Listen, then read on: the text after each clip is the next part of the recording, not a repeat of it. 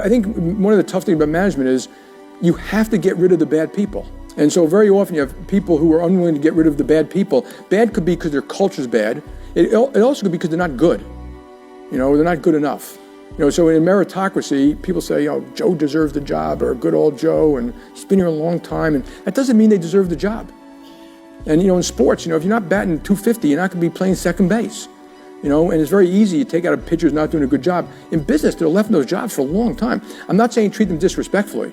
If you treat people disrespectfully, you're going to lose their hearts and minds too. So it's got to be a very respectful, we're going to make a change for the following reasons. But if you're going to run a real meritocracy, you've got to make sure you really do it. And those people, that should filter through the whole company to, loyalty is such a misnamed thing sometimes. What they usually mean is, I was asked when I was a young CEO in a room like this, we had just done a big deal, how can we be loyal to you when you weren't loyal to Joe? He's been around, he trained a lot of people in the room, and you just demoted him. And I couldn't answer the question, and I called the person the next day, and I answer every question eventually, by the way, but I called him the next day and said, I thought about it, and you got it backwards. If I was loyal to Joe and kept him in the job, and most people thought he just wasn't doing a good job anymore, who am I being disloyal to? Everybody else and the customer.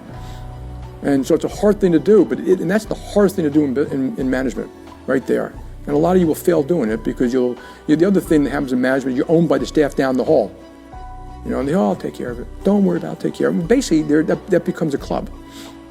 And they're not taking care of it for the company, the clients, they're taking care of it generally for themselves.